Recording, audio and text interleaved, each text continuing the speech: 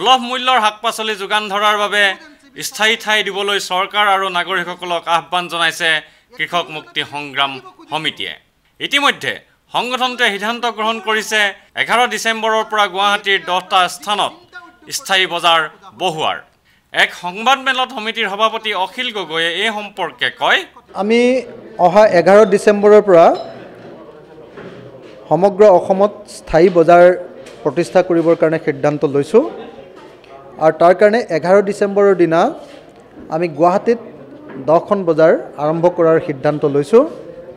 এতিয়ালৈকে 2খন বজাৰৰ কাৰণে ৰাইজে এতিয়ালৈকে আমাক জাগা দিছে। এখন শিলপুখুৰী কালী মন্দিৰ কৰ্তৃপক্ষই দিছে আৰু আনখন হ'ল লাষ্ট গেটৰ ছুপাৰ মাৰ্কেটত থকা যিটো ক্লাব কৰ্তৃপক্ষই তেওঁলোকৰ ফিল্ডখন আমাক ব্যৱহাৰ কৰিবলৈ অনুমতি দিছে। ছেট বনাবৰ কাৰণেও আমাক অনুমতি প্ৰদান কৰিছে। গতিকে তাত 11 তাৰিখৰ পৰা আৰম্ভ হোৱাটো খাটাং। কেৱল গুৱাহাটীতে নহয়, সমগ্ৰ অসমতে সমিতিয়ে বজাৰ বহুৱাৰ সিদ্ধান্ত লৈছে বুলি সদৰি কৰি কৃষক নেতাজনে কয়, আমি এগ্ৰিকালচাৰ মিনিষ্টাৰৰ জৰিয়তে অসমৰ মুখ্যমন্ত্ৰীলৈ এখন আবেদন দিছোঁ, স্মাৰকপত্ৰ দিছোঁ যে আমাক গুৱাহাটীত 20টা ঠাইত আৰু গোটেই অসমৰ প্ৰত্যেকখন জিলা সদৰত 5খনকৈ ঠাই বজাৰ খুলিবৰ কাৰণে অনুমতি দিব লাগে, জাগা দিব লাগে।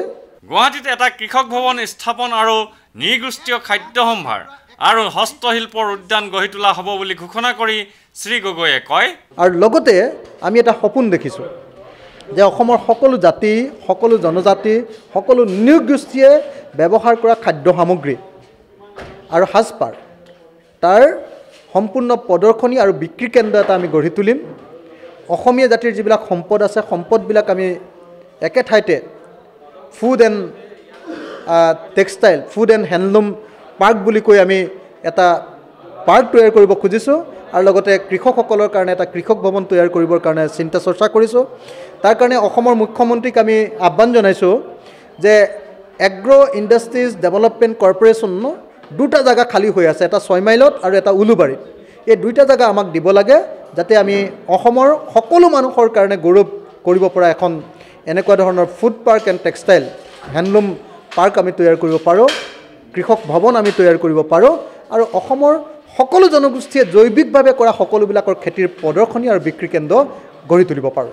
সেই বিক্ৰী কেন্দ্ৰবিলাক সকলো ছাত্ৰ ছাত্ৰীৰ কাৰণে শিক্ষা কেন্দ্ৰত পৰিণত হ'ব, সকলো টুৰিষ্টৰ কাৰণে অসমৰ কাৰণে আটাইতকৈ আকৰ্ষণীয় কেন্দ্ৰত পৰিণত হ'ব, অসমীয়া জাতিৰ কাৰণে গৌৰৱৰ কেন্দ্ৰত পৰিণত হ'ব আৰু খেতিয়কবিলাকৰ কাৰণে অধিক দামত উৎপাদিত বস্তুবিলাকৰ বিক্ৰী কৰা কেন্দ্ৰত পৰিণত হ'ব। এই কথা আমি ভাবিছোঁ। লগতে গুৱাহাটীত যিমানবিলাক আমাৰ ট্ৰাইবেল মহিলাবিলাকে ইয়াতে বস্তু বিক্ৰী কৰিবলৈ আহে, বস্তু বিক্ৰী কৰিবলৈ অহা ট্ৰাইবেল মহিলাসকলৰ কাৰণে আমি কিছু বজাৰ মানে পুলিচে উপদ্ৰৱ কৰিব নোৱাৰা বজাৰ খুলি দিয়াৰ কথা চিন্তা কৰিছোঁ। গতিকে আমি আশা কৰিছোঁ যে অসম চৰকাৰে বিশেষকৈ কৃষি বিভাগ, ৰাজহুৱা বিতৰণ ব্যৱস্থা বিভাগ আৰু পৌৰ নিগম তেওঁলোকে যাতে আমাক মাটিৰ যোগান ধৰে তাৰ কাৰণে আমি আহ্বান জনাইছোঁ। ভিডিঅ' জাৰ্নেলিষ্ট সুশান্ত দাসৰ সৈতে অমৰদীপ গগৈ, চেণ্টিনেল নিউজ, গুৱাহাটী।